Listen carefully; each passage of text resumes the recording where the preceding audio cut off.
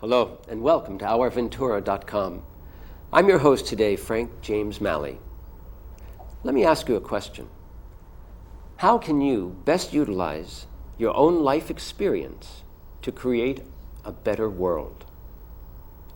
Well, that very question was once asked of our guests today, and the question led to the creation of something called DreaMakers. And with us today is the visionary behind that organization, its founder-director, Loree Lynn. Loree, welcome to our studio today. It's an honor and pleasure to have you with us. Thank you, Frank. So it was 1998 when this question was posed to you. Mm-hmm. Can you give us the circumstances and how it led to DreaMakers, and just what is DreaMakers? Okay, DreaMakers is an all-in-one, unique building, place, location where aspiring artists can come and learn all of the performing arts in one location, which a lot of what inspired me to do this was working with so many people coaching the performing arts for about 20 years now. I ran into so many kids that wanted to act or sing or dance and having to depend on parents, let's say working families, to drive their child to a location of acting here and music over here and guitar lessons there. And I was taking a course with Michael Beckwith, who's the well-known, now today, director of Agape Love Center, which is in Culver City. And in the class that I was taking, the question of how can you best utilize all of the experience in your life, whether they're positive or negative, and talking a lot about visionary and that kind of thing, and it just came to me, and I visioned and saw this building. I saw and felt the whole thing. And then I began doing research, and I found out that there isn't anything like it, not only in our country, but in the world. And what a great thing that would be to leave, to put there and leave behind and have, as a legacy at the same time, because I believe so much in the artist and how important it is in our world. You also believe that each and every one of us has a unique and inherent artistic talent. Yes. Whether we know it or not. Yes. And that the only way that stops us from realizing that is because of some negative energy that we harbor. Can you tell us more about this? Sure. Because I know you counsel, as well as being an author, you're also a visionary and a counselor.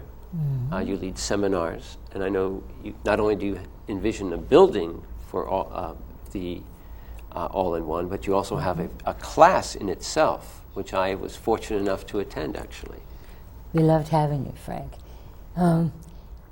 It's called the Unique All-in-One Building, and so there's this class called the Unique All-in-One class, and that's where prospective students, aspiring artists, can come and play and explore, and they can do improv, comedy, learn about it, acting, singing, dancing, vocal, and performance technique. All together, all different ages, stages, and phases. There's no like requirement kind of thing. It took me years, but I've honed the ability to be able to work with all different people at the same time, at different development stages. And technically, it sounds like kind of odd. How in the world can you do that? But it works. It works. And they learn how to support each other and do critique instead of criticism. Always validate, see what it is that you like first, and then say how it is you can make something better. But no one's ever like put down or made wrong or that kind of thing, because people learn better when they're validated. It's like you get what you validate and you get what you invalidate, kind of.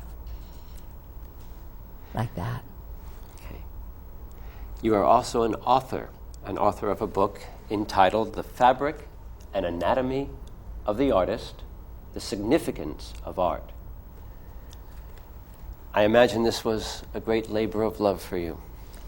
Very much so, and I'm on the second one. This is actually meant to be a trilogy. So, yeah, I'm the second one, and it'll be done later this year. But there's a lot of data out there about art, and there's the Artist's Way, that book. Mm-hmm. But again, as far as I know, according to DreaMaker's research, there is not anything about the actual structure of the artist, the nature, the makeup. And artists themselves turn out to be among the most that seem to misunderstand their self and not know what that drive is or that extra energy is. So the reason people misunderstand the artist is because they're misunderstanding themselves? Is that what they don't really know what the makeup is, what the actual nature is.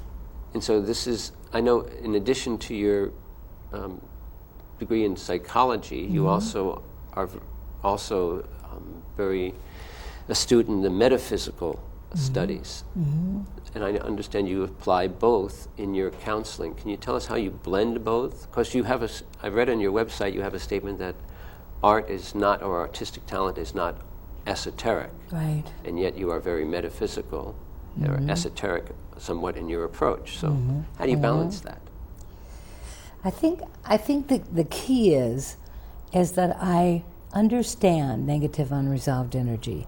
And really what that is exactly what it says. It's unresolved. It's past experience that triggers itself and comes up in the moment. And we're not aware of being aware of it.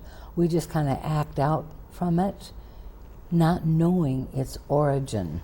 I can give you just like an easy example.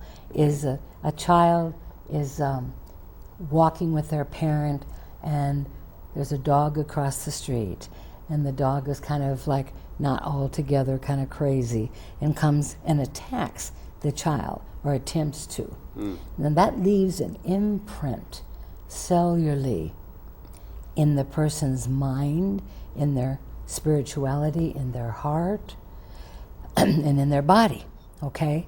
And so if, let's say, 10 years later, same person's walking down the street and they see a dog across the street, that's going to be like a stimulus to like an uncomfortable feeling or something that blocks and says, I'm not going to go down that street, I'm going to go over here where there's no dogs. That's a very simplistic idea of what it is, but that is an example of how that works.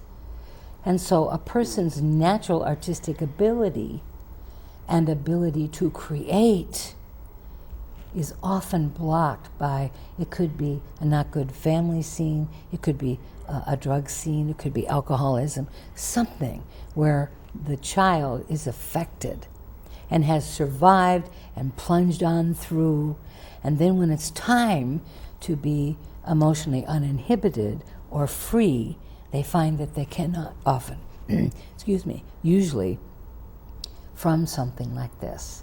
And so I've studied this for many years. I like to call myself a Dr. Phil for the artist. I'm sorry? A Dr. Phil for the artist. Oh, Dr. Phil for the artist. Right. Okay. It's kind of what I think of myself as. But I have studied a lot of psychology, and I blend them together, and just I know the things that I know, and approaching other people, whether they know the same things that I know or not, in the same form that I know them, doesn't really matter, because I work with the person and the negative unresolved energy at the same time.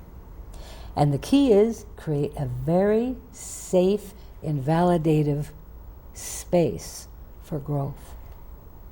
Safety is the key. Yes, well, having experienced personally the all-in-one class, I was, of course, a little skeptical about how it would all work. I mean, there were people there were kids in there, and Sure. there were, people in their 70s.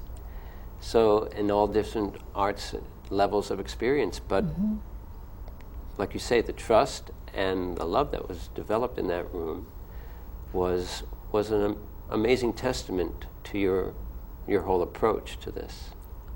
Thank you, Frank. I'm glad you feel that way, because I have a lot of admiration for you. We have a mutual admiration society going on here. Now, you're also a talent scout amongst your many talents. For a talent scout for something called the World Championships of the Performing Arts. Right. It's the Olympics, the Olympic Championship for the Performing Artists. And I'm not anymore, but I was when I lived in Culver City, Manhattan Beach area, and that's where DreaMakers developed and showed itself as a not-for-profit organization in 1999. And there was a man who used to be on Star Search. I probably won't use his name without his permission, but he wanted to see something like Star Search, some competitive kinds of organizations coming back, giving platform for aspiring performing artists. And so he did an architectural thing very similar to how the Olympics for the sports artist is run. And it was really great. He gave like gold medals, silver medals, bronze medals, the same idea. It was international. So people came from all over the world. And I don't know where it's held now. This was about maybe 8 or 9 years ago when I was doing this. But I connected with the founder of it. This is before America's Got Talent, American Idol, and all of the things that are happening today. There wasn't anything in those days. So it was really a great kind of one and only thing. And I was chosen to be the talent scout for all of Southern California. So I would scout out the talent, bring them into a class, and coach them for this event. So if someone wanted to become more familiar with DreaMakers, perhaps take a class or come to you for coaching or counseling, Right. how do they do so, and what can they expect? Well, what they can expect is that they will grow, they will change, and they will change and grow in the way that they want to, sometimes whether they're aware of that or not. They will definitely grow. And if they want to be a performing artist, they will train and learn how to do that. And then DreaMakers also markets people. I have developed a lot of connections over the years. And so when someone is ready, which I have to loop back and tell you is a part of the reason for the unique all-in-one building, it cuts out the knocking on all of the doors that many performers has to do, because there's a state-of-the-art theater right there. And so when they're done and they're wanting to hone what it is that they've learned and get a chance to practice it, they practice it in front of audiences in the community. And then we ask agents and managers and prospective talent buyers to come and see them do a whole presentation instead of 4 seconds of this and 2 seconds of that, etc. So you do have showcase opportunities. Absolutely. In other words. Mm-hmm. Productions. And it sounds like you're acting as an agent somewhat yourself. In the marketing, right, in the marketing. Because DreaMakers heals, if necessary, trains, develops, and markets. Heals, trains, and markets. And develops. Heals, trains, develops, and markets. So you're healing the mind and body, a holistic approach? And healing their purpose, maybe, that kind of didn't get supported, didn't get promoted for, whatever the reason. So that idea, they get back the idea that they can be who they want to be and do what it is they most love, their passion. That's terrific. Thank you for joining us today. Thank you, Frank. And thank you for tuning us in. I'm your host, Frank James Malle. Until next time, thank you for joining us.